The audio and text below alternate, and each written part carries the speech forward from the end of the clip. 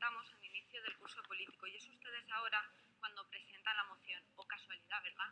Ahora, justo ahora que todos los medios de comunicación recogen una de las principales causas que mayor alarma social han generado este país.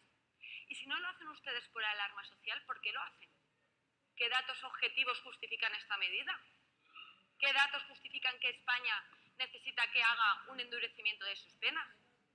Porque le voy a decir una cosa que no sé si usted lo sabe, pero ¿sabía que España es el sexto país con menos asesinatos de todo el mundo?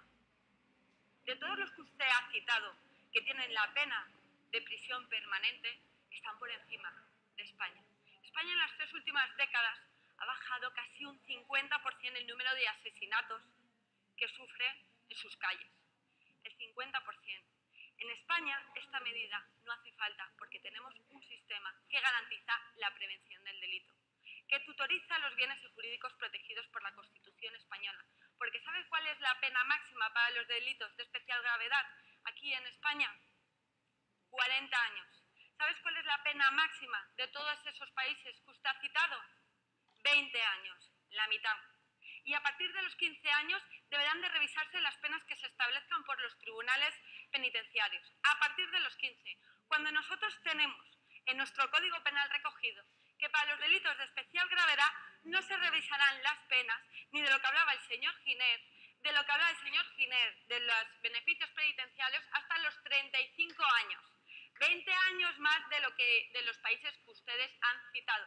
Por lo tanto, tenemos un sistema punitivo, tenemos un sistema, sobre todo procesal y penitenciario, que garantiza, sin lugar a dudas, la finalidad preventiva de la pena, porque nadie se lo va a pensar 2 veces si en lugar de cumplir una pena de 40 años es de forma permanente revisable, porque son lo suficientemente duras y, sobre todo, condicionan la vida de una persona lo suficientemente como para que alguien no se lo piense 2 veces porque pasemos de 40 años a penas de prisión revisable.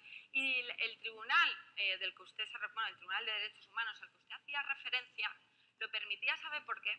Lo permitía porque precisamente cuando hablaba de esa sentencia que dictó Alemania, porque exigió que a partir de los 15 años se pudiera revisar la condena.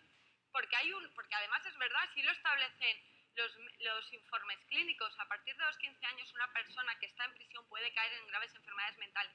En España no se revisa ningún beneficio penitenciario, le repito, a partir de los 35. Por lo tanto, teniendo en cuenta, y para acabar, que España es el sexto país más seguro del mundo, que desgraciadamente tenemos... Vaya acabando, por favor, señor. Que España es el sexto país más seguro del mundo, que ha caído los homicidios con respecto a que, por ejemplo, hubo la democracia y se instauró este tipo de penas, y sobre todo que tenemos uno de los sistemas más... Acabe, por favor. Esta medida no es más que populista y oportunista.